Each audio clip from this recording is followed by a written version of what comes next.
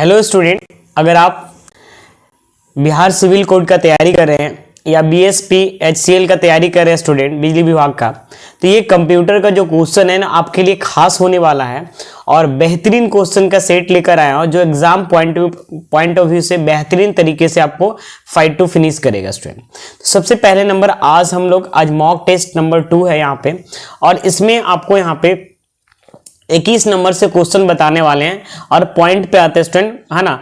अगर वीडियो अच्छा लगता है तो लाइक कर दिया, चैनल पे नए हैं तो सब्सक्राइब करके बेल आइकन प्रेस कर दीजिएगा। और कुछ क्यूरी रहेगा तो कमेंट सेक्शन में आप जरूर पूछिएगा या कुछ सजेशन रहेगा तो जरूर दीजिएगा स्टूडेंट, ताकि मैं और अपने बेस्ट कर पाऊँ। सबसे पहला नंबर यहाँ पे ये क्वेश्चन है, यहाँ पे लिखा हुआ है प्रोग्राम, यहाँ पे लिखा हुआ store in which of the following memories can't be erased. तो यहाँ पे बोला निम्नलिखित में से, यहाँ पे बोल रहा है कि निम्नलिखित में से यहाँ पे कौन से मेमोरी संग्रहित प्रोग्राम को नहीं हटाया जा सकता, इसमें से बताइए। मतलब जिसमें अगर एक बार प्रोग्राम लोड कर दिए तो उसमें हटाया नहीं जा सकता। तो ये देखो यहाँ पे रॉम होता है, रॉम का फुल फॉर्म ही होता है read only memory, read only memory. इसमें एक बार अगर आप प्रोग्राम को आप डाल दिए हैं तो उसे आप हटा नहीं सकते हैं, है ना। ये आपका प्राइमरी मेमोरी का ही पार्ट है। कौन सा मेमोरी का पार्ट है? प्राइमरी मेमोरी का स्टूडेंट यहाँ पे। तो इसमें अगर हम कोई भी प्रोग्राम को अगर लोड कर देते हैं तो उसे हम हटा नहीं सकते हैं, ठीक है ना। ये कहाँ कहाँ देखने को मिलता है? तो हर जगह देखने को मिलता है स्टूडेंट, जैसे कैलकुलेटर हो गया, ठीक है ना। और भी बहुत जगह पे, जैसे एक प्रोग्राम लोड कर दिया और प्रोग्राम में जो चीज लोड है वही चीजें होगा, है ना। तो रैम अलग होता है, रोम अलग होता है। तो रोम में कोई भी चीज अगर आप स्टोर करके रखते हैं तो उसे आप उसे हटा नहीं सकते। जैसे एक एग्जांपल के मदद से समझिए कि जब आप कंप्यूटर को ऑन करते हैं तो मदरबोर्ड में देखते हो जेब्रॉनिक्स लिखता होगा, है ना, स्क्रीन में लिखाता होगा। तो क्या आप लोगो बदल सकते हैं? क्या नहीं बदल सकते, क्योंकि वो कंप्यूटर में मदरबोर्ड में जो रोम फिट है ना वो इनबिल्ड है। बस अगर वो बदलना भी चाहेगा तो मैन्युफैक्चरर ही उसमें दूसरा प्रोग्राम डिजाइन करेगा, तभी हो सकता है स्टूडेंट। तो यहाँ पे क्या होगा? रॉम हो जाएगा। अब यहाँ पे समझते हैं, यहाँ पे ठीक है, रॉम हो गया। अब यहाँ पे देखिए की पॉइंट इसका क्या है कि रॉम, यहाँ पे इसको मैं हिंदी में ही समझाता हूँ। यहाँ पे देखो रॉम का क्या अर्थ है? रॉम जिसका अर्थ होता है रीड ओनली मेमोरी, एक मेमोरी डिवाइस या स्टोरेज माध्यम है जो सूचनाओं को अस्थायी रूप से संग्रहित करता है ना, मतलब स्टोर करने का काम करता है। यह रैंडम एक्सेस मेमोरी के साथ साथ कंप्यूटर की प्राथमिक मेमोरी यूनिट भी होता है स्टूडेंट। मैं आपको ये वाला जो है ना, आप लोग टेलीग्राम चैनल से जुड़ जाइएगा, लिंक डिस्क्रिप्शन में होगा, उसमें ये आपको पीडीएफ मिल जाएगा बेहतरीन ढंग से स्टूडेंट, और इसको पढ़ भी सकते। इसे रीड ओनली मेमोरी भी कहा जाता है, हाँ कहा जाता है, क्योंकि हम इसमें स्टोर किए गए प्रोग्राम को डेटा को पढ़ सकते हैं लेकिन उसमें लिख नहीं सकते। मतलब अगर रॉम में कोई डेटा है तो उसे आप पढ़ तो सकते हैं लेकिन उसमें आप राइट नहीं कर सकते हैं, ठीक है ना। पे लिखा हुआ है यह उन शब्दों को रीड करने तक ही सीमित है जो इकाई के भीतर अस्थायी रूप से संग्रहित है। रीड ओनली मेमोरी एक नॉन वोलेटाइल, रॉम को हम नॉन वोलेटाइल मेमोरी भी बोला जाता है। नॉन वोलेटाइल का क्या मतलब हुआ? नॉन वोलेटाइल का मतलब होता है कि आपका ऑटोमेटिक डेटा नहीं डिलीट होगा। बात समझ में आ रहा ना आपको? ये आपको इसमें डेटा क्या रहता है? फिक्स रहता है, परमानेंट तरीके से रहता है। बात समझ में आ रहा ना। और रैम को जनरली बोला जाता है वोलेटाइल मेमोरी, मतलब आपका डेटा तो रहेगा लेकिन इसमें डेटा कभी भी गायब हो सकता है। बात समझ में आ रहा है कि नहीं? यहाँ पे बिजली बंद होने के बाद भी इसकी सामग्री बरकरार, मतलब अगर मान लीजिए कि आपके कंप्यूटर में बंद हो जाता है बिजली, फिर भी रॉम में जो डेटा लोड है ना लोड ही रहेगा, लेकिन रैम में ऐसा नहीं होता है। रैम में अगर एक बार डेटा लोड कर दिए और जब भी कंप्यूटर मतलब बिजली खत्म हो जाएगा, मतलब आपका बरकरार नहीं रहेगा, तो आपका फिर से स्टार्ट हो जाएगा। इसीलिए रॉम को हम लोग इसको बोल सकते हैं, रॉम कंप्यूटर को शुरू में बूटिंग करने के आवश्यक प्रोग्राम को स्टोर करता है या केवल रीड ओनली मेमोरी की अनुमति देता है। मतलब ये ओनली फॉर रीड कर सकता है, उसके अलावा कुछ नहीं कर सकता। ये सारा की पॉइंट्स में बताया गया है। अब यहाँ पे चलते हैं दूसरा क्वेश्चन के अंदर। दूसरा क्वेश्चन क्या है स्टूडेंट? जवाब दीजिएगा। फिर दूसरा क्वेश्चन क्या है? देखो यहाँ पे लिखा सीसीटीवी का क्या अर्थ है। सीसीटीवी का क्या होता है? तो इसका फुल फॉर्म होता है स्टूडेंट क्लोज सर्किट टेलीविजन। क्या होता है सीसीटीवी का? क्लोज सर्किट टेलीविजन होता है स्टूडेंट। ठीक है यहाँ पे। चलिए अब यहाँ पे आगे बढ़ते हैं स्टूडेंट। यहाँ पे इसका की पॉइंट इसको पढ़ लेना है कि सीसीटीवी है ना, इसको पढ़ लेना कि इट वाज फर्स्ट 1942 में जर्मनी में स्टूडेंट। यहाँ पे it use for video surveillance के लिए यूज किया जाता है। ये आपको पढ़ लेना, ये उतना ज़्यादा इंपॉर्टेंट फिलहाल इस क्वेश्चन के लिए नहीं है, इसलिए मैं छोड़ देता हूँ। ठीक है, इसमें यही बताया गया कि सीसीटीवी है ना क्लोज सर्किट टेलीविजन का संक्षिप्त रूप है सीसीटीवी का, है ना, बोल सकते हैं। सीसीटीवी कैमरे के आविष्कारक है ना वाल्टर ब्रूच थे। बात समझ में आ रहा ना? ये सब बेसिक चीज़ें याद करना है। इसका इस्तेमाल पहली बार 1942 में जर्मनी में किया गया था। इसका उपयोग वीडियो निगरानी के लिए किया जाता है। यह विशिष्ट स्थान पर स्थित मॉनिटरों में स्थित समूह पर सिग्नल प्रसारित करने के लिए वीडियो कैमरे का उपयोग किया जाता है स्टूडेंट। देखिए यहाँ पे नेक्स्ट क्वेश्चन क्या यहाँ पे, which of the following is a note antivirus. इसमें से कौन एंटीवायरस नहीं है? बताइएगा, इसमें से बताइए कौन एंटीवायरस नहीं है। तो देखो यहाँ पे ये कैस्परस की ए भी एक एंटीवायरस है, ठीक है ना, ये नॉर्टन भी है और एवास्ट भी है, बट ये लिनक्स क्या है ना, ये ऑपरेटिंग सिस्टम है। क्या है? ऑपरेटिंग सिस्टम है स्टूडेंट। क्या है स्टूडेंट? Operating system. क्या है? Operating system. तो ये यहाँ पे क्या बोला, कौन एंटीवायरस नहीं है? तो लिनक्स एक एंटीवायरस नहीं है स्टूडेंट। चलिए यहाँ तक समझ में आ गया। यहाँ पे ये एग्जाम पॉइंट ऑफ व्यू से काफी ज्यादा इंपॉर्टेंट क्वेश्चन होने वाला है स्टूडेंट यहाँ पे।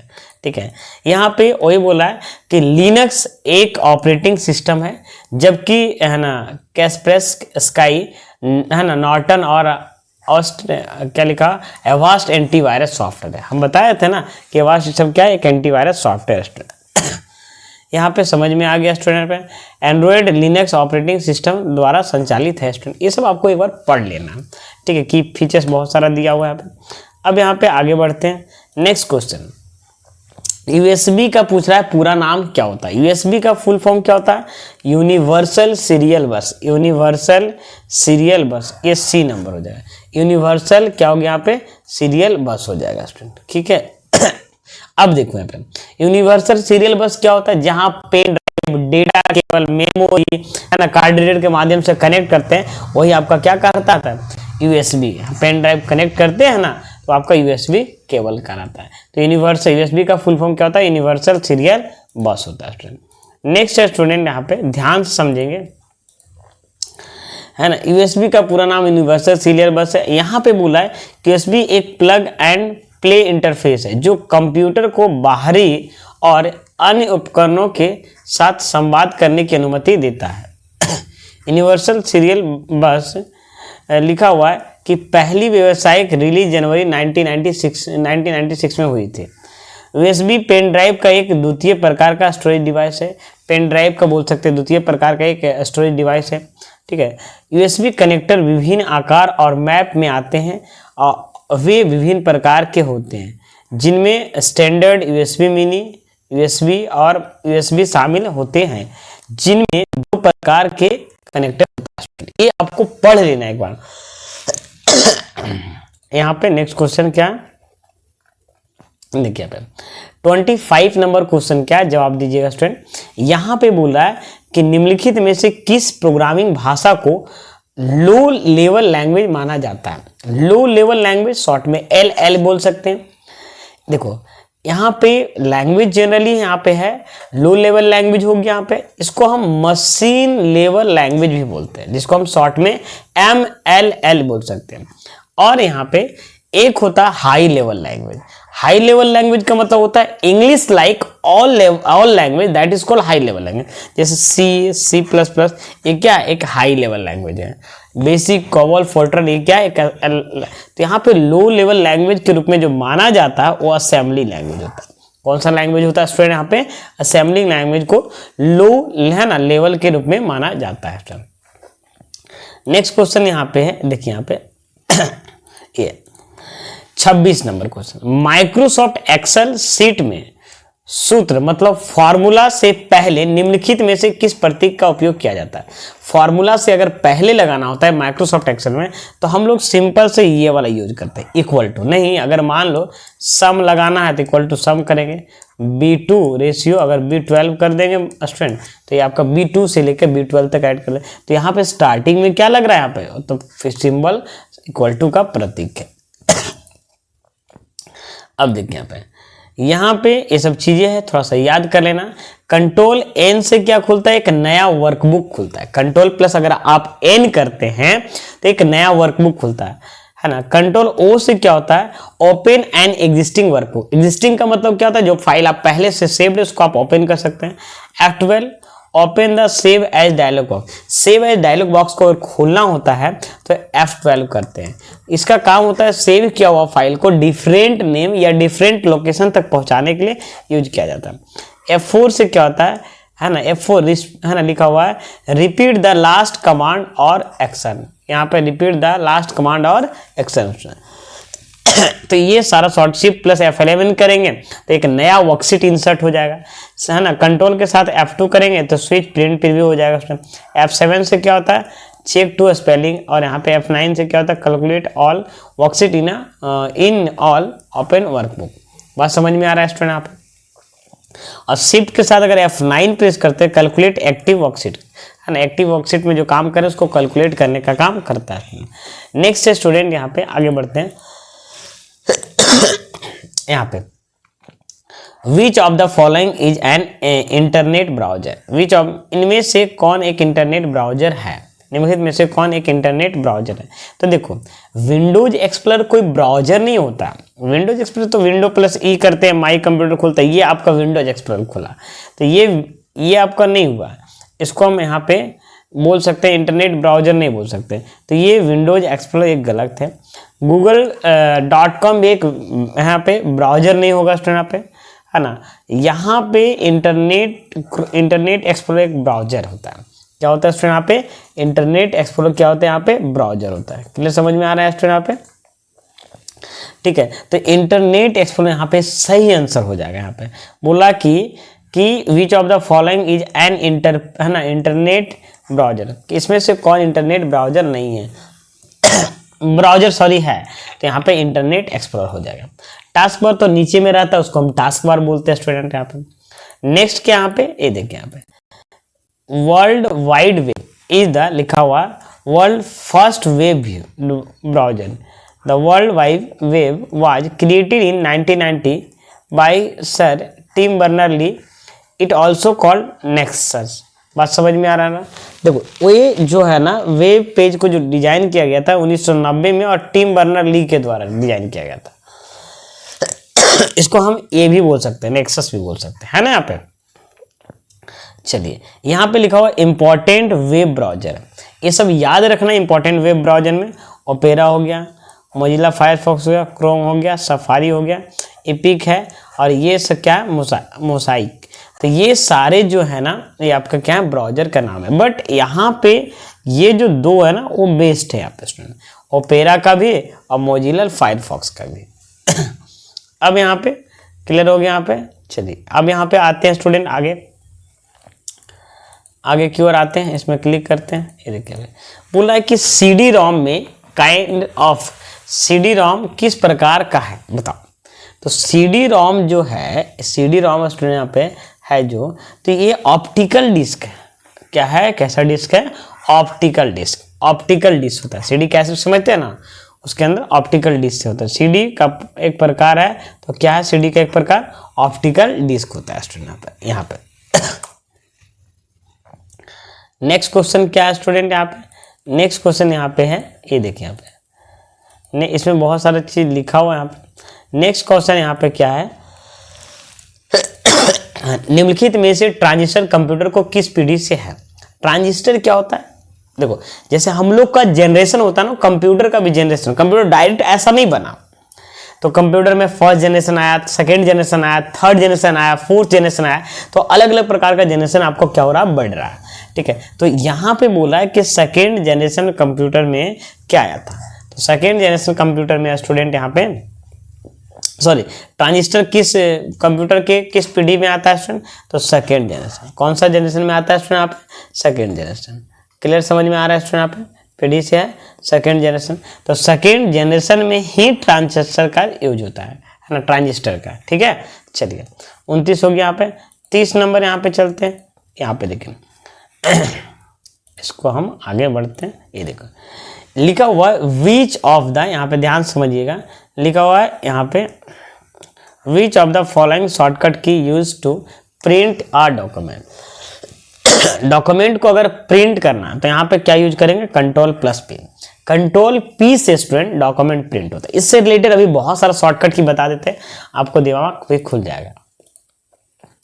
ये थोड़ा सा हम हिंदी में ही रखते हैं, ज़्यादा अच्छा रहेगा। ये देखिए, अगर हम यहाँ पे शायद इसमें अलग था क्या? हाँ, ये अलग था। देखो यहाँ पे लिखा हुआ Ctrl+A से क्या होता है? ऑल सेलेक्ट होता है। कंट्रोल अगर ए करते हैं तो सारा कंटेंट एक साथ सेलेक्ट होगा। और Ctrl+B से क्या होगा? बोल्ड होगा। Ctrl+C से क्या होता है? कॉपी होता है। Ctrl+X से क्या होता है? कट होता है स्टूडेंट। और Ctrl+N से क्या होता है? न्यू, है ना, वर्कबुक या बोल सकते हैं ब्लैंक शीट आपको ओपन करने के लिए यूज किया जा रहा है। अब यहाँ पे Ctrl+O से क्या होता है? ओपन डॉक्यूमेंट, है ना। Ctrl+O से क्या हो गया था स्टूडेंट? यहाँ पे ओपन डॉक्यूमेंट। Ctrl+P से क्या होता है? प्रिंट द, है ना, open the print Windows, open the print Windows. Clear, समझ में आ रहा है स्टूडेंट? यहाँ पे Ctrl+F से आपको पता है फाइंड का बॉक्स खुलेगा। और Ctrl+I से इटैलिक का बॉक्स खुलेगा, है ना। Ctrl+K से क्या होगा? हाइपर लिंक हो जाएगा। Ctrl+K अगर करते हैं तो उससे क्या होगा? हाइपर लिंक हो जाएगा। Ctrl+U से क्या होगा? अंडरलाइन हो जाएगा यहाँ पे। Ctrl+V से क्या होगा? पेस्ट हो जाएगा यहाँ पे। Ctrl+Y से रीडू हो जाएगा। Ctrl+Z से क्या होगा? अंडू हो जाएगा। Ctrl+G से क्या होता है यहाँ पे? Ctrl+G से फाइंड एंड रिप्लेस का ऑप्शन खोल लेंगे यहाँ पे, है ना। Ctrl+H से क्या होता है? ओनली फॉर रिप्लेस होता है, मतलब चेंज कर सकते हैं, किसी में किसी भी बदल सकते हैं। जैसे मान लो यहाँ पे बहुत जगह अलाइन लिखा हुआ है, तो हम चाहते हैं अलाइन की जगह पे PK लिखा जाए, तो यहाँ पे Ctrl+H कर सकते थे, या नहीं तो इसका शॉर्टकट की भी हम प्रेस करके, है ना। ये देखिए Ctrl+J से क्या होता है स्टूडेंट? जस्टिफाई होता है। कोई भी पैराग्राफ में अगर जस्टिफाई दोनों तरफ इक्वल करना है तो जस्टिफाई कर देंगे यहाँ पे। Ctrl+L से क्या होता है स्टूडेंट? यहाँ पे Ctrl+L से लेफ्ट अलाइनमेंट होता है। Ctrl+E से सेंटर होता है। कंट्रोल, है ना, R से राइट होता है। और कंट्रोल ये Q जो है ना, जब से ये आया है तब से हमको इधर मिलने भी लगा। Remove all formatting from a highlight paragraph, इसका क्या मतलब हुआ स्टूडेंट? ये फॉर्मेटिंग को क्या कर देता है? रिमूव कर देता है। ठीक है ना। चलिए Ctrl+E से सेंटर, Ctrl+R से राइट, Ctrl+M से, है ना, इंडेंट द पैराग्राफ। Ctrl+T से हैंगिंग इंडेंट होता है। Ctrl+D से क्या होता है? फॉन्ट ऑप्शन में जाता है। Ctrl+Shift+F से क्या होता है? चेंज द फॉन्ट, है ना। Ctrl+Shift+Greater से क्या होता है? इंक्रीज, है ना, लिखा हुआ है इंक्रीज सेलेक्टेड फॉन्ट 1 पेटी। एक एक पेटी अगर बढ़ाना है तो Ctrl+Shift+Greater का यूज करेंगे, जैसे आपका दिया हुआ है डायग्राम में उसी तरीके से आपका आएगा। कंट्रोल के साथ अगर क्लोज वाला बिग ब्रैकेट करते हैं तो एक का स्टेप बढ़ता है स्टूडेंट, और कंट्रोल के साथ ओपन वाला बिग ब्रैकेट करते हैं तो -1 वाला बढ़ता है। क्लियर है यहाँ तक स्टूडेंट? अब यहाँ पे आगे बढ़ते हैं।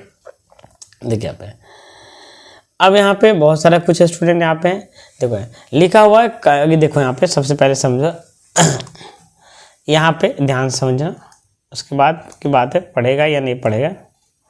ये देखिए Ctrl+Shift और स्टार वाला बटन, व्यू अ हाइड नॉन प्रिंटिंग कैरेक्टर। Ctrl+Shift+स्टार वाला जो आप सिंबल देंगे, इससे जितने भी नॉन प्रिंटिंग सिंबल है वो आपको दिखने लगेंगे। कैसे? देखो यहाँ पर जब हम माइक्रोसॉफ्ट वर्ड को खोलते हैं, ध्यान समझिएगा, माइक्रोसॉफ्ट वर्ड को खोलते हैं और हम कुछ भी डमी पैराग्राफ लिखते हैं, ब्रैकेट ओपन, ठीक। अब यहाँ पे ये बोलना चाह रहे हैं कि Ctrl+Shift जो स्ट्रिक वाला जो काम करता है वो क्या काम करता है, तो यही काम को समझने के लिए हम इसका एग्जांपल लिए। जैसे मान लो कि यहाँ पे पता चल रहा है कहाँ पैराग्राफ एंड हो रहा है, कहाँ नहीं हो रहा है, कहाँ फुल स्टॉप है। तो जैसे हम यहाँ पे व्यू में जाते हैं, रिव्यू में जाते हैं, और यहाँ पे देखिएगा कहीं लिखा हुआ स्टूडेंट यहाँ पे सो व्यू में देखिए यहाँ पे, ये देखिए यहाँ पे इसका सही आंसर क्या हो जाएगा स्टूडेंट?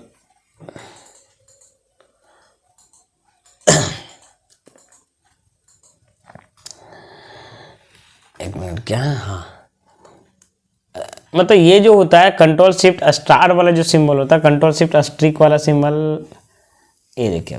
तो जितना भी नॉन प्रिंटिंग कैरेक्टर है वो सारा आ जाएगा। नॉन प्रिंटिंग मतलब समझते हैं, नॉन प्रिंटिंग का मतलब हुआ स्टूडेंट यहाँ पे, ये देखिए जैसे ये क्या बता रहा है कि ये मेरा पैराग्राफ जो है यहाँ पे एंड हो रहा है, ये भी एंड हो रहा है, और ये आप स्टार्ट हो, मतलब एक तरह से ये पैराग्राफ एंडिंग पॉइंट है, ठीक है ना।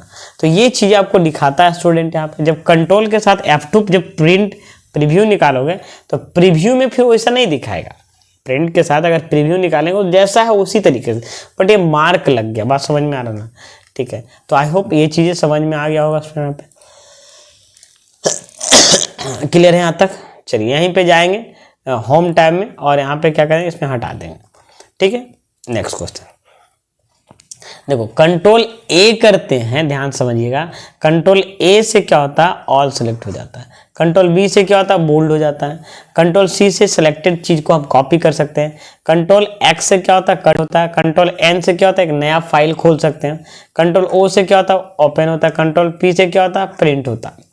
अब यहाँ तक समझ। कंट्रोल एफ से फाइंड का डायलॉग बॉक्स खुलेगा। कंट्रोल आई से क्या खुलेगा, इटैलिक का डायलॉग बॉक्स खुलेगा। कंट्रोल के से क्या करेंगे, हाइपरलिंक का डायलॉग बॉक्स खुलेगा। कंट्रोल यू से क्या होगा, अंडरलाइन हो जाएगा स्टूडेंट यहाँ पे। कंट्रोल वी से पेस्ट, और कंट्रोल वाई से क्या रहेगा, है ना, कंट्रोल वाई से फिर वापस आ जाएगा स्टूडेंट। कंट्रोल जी से क्या रहेगा, गो टू रहेगा। कंट्रोल जी से क्या होगा, गो टू। कंट्रोल एच से रिप्लेस होता है। अब यहाँ पे कंट्रोल जे से क्या होता है, बोथ साइड इक्वल हो जाता है, मतलब दोनों तरफ जो होता है ना वो बराबर हो जाता है स्टूडेंट। कंट्रोल प्लस यहाँ पे एल से लेफ्ट होता है, कंट्रोल जे से बराबर होता है दोनों तरफ। कंट्रोल क्यू से क्या होता है, उसमें हाईलाइट, है ना, हाईलाइट किए गए पैराग्राफ को सभी को फॉर्मेटिंग हटा दिया जाता है कंट्रोल प्लस क्यू के मदद से। यहाँ पे देखो कंट्रोल ई से क्या होता है, सेंटर में चला जाता है। कंट्रोल आर से क्या होता है, राइट में चला जाता है। और कंट्रोल एम से क्या होता है, पैराग्राफ को इंडेंट करना, मतलब बढ़ाना स्टूडेंट।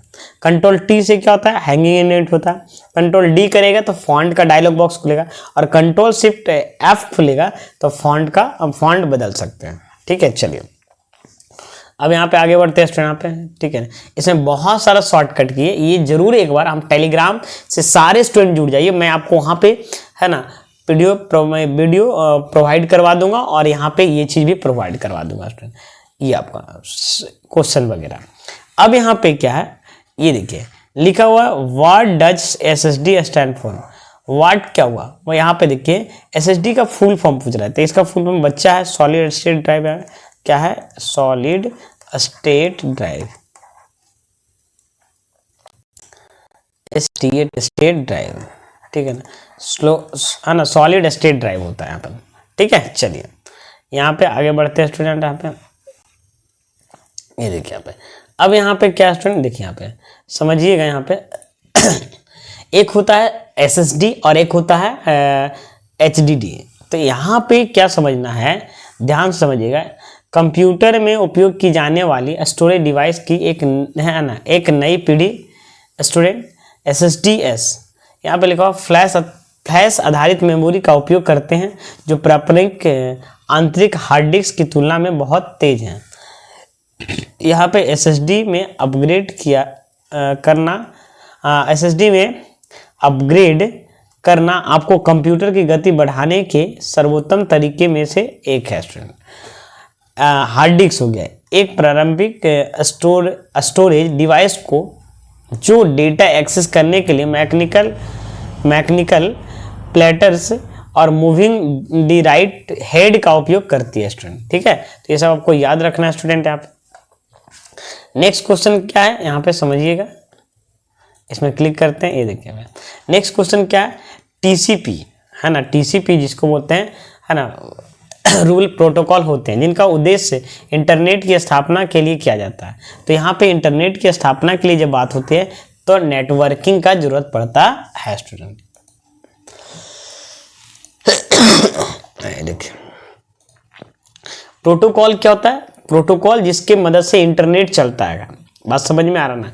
जैसे अगर मान लो कि प्रोटोकॉल का मतलब हो गया रूल रेगुलेशन। यहाँ पे देखिए, यहाँ पे इंटरनेट प्रोटोकॉल नियमों का एक समूह है, जो है ना, जो बता दिए स्टूडेंट यहाँ पे एक, है ना। अब यहाँ पे बोला नेटवर्किंग में उपयोग किए जाने वाले विभिन्न प्रकार के प्रोटोकॉल इस प्रकार है, जैसे SMTP, PP, PPP+2 point protocol, FTP का फुल फॉर्म होता है फाइल ट्रांसफर प्रोटोकॉल, और HTTP का फुल फॉर्म होता है हाइपर टेक्स्ट ट्रांसफर प्रोटोकॉल, है ना। यहाँ पे ये सब सारे कुछ देखने को मिलेगा स्टूडेंट। यहाँ पे आप समझिएगा, ये देखिए यहाँ पे मैन का फुल फॉर्म क्या होता है, metropolitan area network. Metropolitan area network का क्या मतलब हुआ कि जैसे देखो यहाँ पे ये क्वेश्चन है यहाँ पे, अब मान लीजिए ये क्वेश्चन में आप मतलब ये आपका मतलब बोल सकते हैं आपका गोडाउन है, और XYZ गोडाउन यहाँ पे बहुत बड़ा है। अब इससे माल इसमें अगर हमको लाना है, ठीक है ना, हम क्या बताने लगे, गोडाउन नहीं पहले हम पूछ रहे थे मैन का फुल फॉर्म क्या होता है, मेट्रोपॉलिटन एरिया नेटवर्क होता है। मेट्रोपॉलिटन एरिया नेटवर्क का काम क्या होता है स्टूडेंट, यहाँ पे सबसे पहले समझिए, देखते होंगे कि जोमेटो, स्विगी, ओला, उबेर जो यूज करते हैं किसी को कनेक्ट करता है, बात समझ में आ रहा है। 40 से 50 किलोमीटर का रेंज में ये मेट्रोपॉलिटन एरिया नेटवर्क पकड़ता है स्टूडेंट, ठीक है ना। अब यहाँ पे क्या है समझते हैं आगे स्टूडेंट। यहाँ पे कंप्यूटर नेटवर्क एक दूसरे से जुड़ा कंप्यूटर का एक समूह होता है, मतलब दो या दो से अधिक के ग्रुप को हम नेटवर्किंग बोलते हैं, है ना, जो कंप्यूटर को दूसरे कंप्यूटर के साथ संचार करने और अपने संसाधनों, डेटा और एप्लीकेशन को साझा करने में सक्षम बनाता है। नेटवर्क के आकार के आधार पर मुख्य रूप से 4 प्रकार का होता है। कंप्यूटर नेटवर्क के प्रकार, लैन मतलब होता है लोकल एरिया नेटवर्क, पैन का मतलब होता है ना पर्सनल एरिया नेटवर्क, और मैन का फुल फॉर्म क्या होता है, मेट्रोपॉलिटन एरिया नेटवर्क, है ना यहाँ पे, और वैन का फुल फॉर्म क्या होता है, वाइड एरिया नेटवर्क। देखो यहाँ पे क्या लिखा हुआ है कि लोकल एरिया नेटवर्क कंप्यूटर का वह मतलब बोल सकते हैं ग्रुप है जो एक छोटे से क्षेत्र जैसे भवन, कार्यालय और एक दूसरे से जुड़ा हुआ होता है। तो लोकल जैसे एक ऑफिस से दूसरे ऑफिस, एक ऑफिस मान लीजिए इसमें 10 को कंप्यूटर लगा और 5 को कंप्यूटर, तो उसको जोड़ने के लिए लैन वायर का यूज किया जाता है। पैन क्या होता है, जैसे हॉटस्पॉट्स हो गया, ये पैन होता है पर्सनल एरिया नेटवर्क, एक व्यक्ति के भीतर व्यवस्थित नेटवर्क जो आमतौर पे 10 मीटर की सीमा को करता है, मतलब ज्यादा देखते हैं वाईफाई का ज्यादा रेंज नहीं होता है। मैन पता ही है, मेट्रोपॉलिटन एरिया नेटवर्क हम बताए थे यहाँ पे। वैन क्या होता है, पूरे वर्ल्ड को जोड़ सकता है, वाइड एरिया नेटवर्क, बात समझ में आ रहा ना। अब यहाँ पे आगे बढ़ते हैं स्टूडेंट यहाँ पे, ठीक है, ये चीजें यहाँ पे समझना है। लिखा हुआ यहाँ पे which of the following is use in main memory. Main memory में से कौन है, तो डी रैम है। डी का मतलब क्या होता है, dynamic RAM, dynamic random access memory, DYNAMI से डायनेमिक रैंडम एक्सेस मेमोरी। बात समझ में आ रहा है स्टूडेंट आप, ठीक है। तो यहाँ तक समझ में आ गया कि नहीं समझ में आया, इसमें समझ में आना चाहिए हमें। निम्नलिखित में से कौन सा मेमोरी में प्रयोग में आता है, तो डी रैम प्रयोग में आता है। अब यहाँ पे हम लोग आगे चलते हैं, इसमें क्लिक कर देते हैं स्टूडेंट।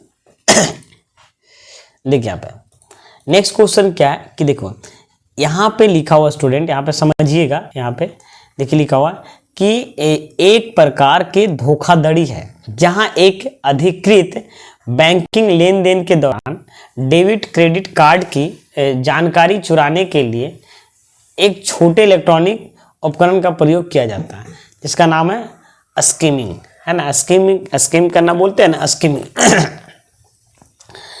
अब यहाँ पे समझते हैं स्टूडेंट, यहाँ पे स्कीमिंग क्या होता है, ठीक है ना। स्कैम करना वही आपका स्कीमिंग कहलाता है। नेक्स्ट क्वेश्चन क्या स्टूडेंट, यहाँ पे जवाब देते हैं। यहाँ पे नेक्स्ट की जवाब क्या है, what is maximum zoom in percentage Microsoft. Microsoft word में मैक्सिमम जूम होता है 500%। कितना होता है, 500%।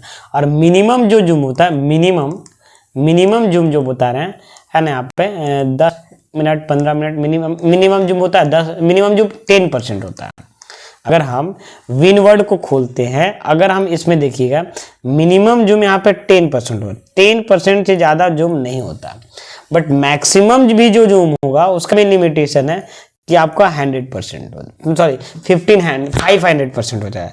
अगर मैक्सिमम जूम लेते हैं तो कितना हो जाएगा, 500 क्या हो जाएगा, परसेंट हो जाएगा।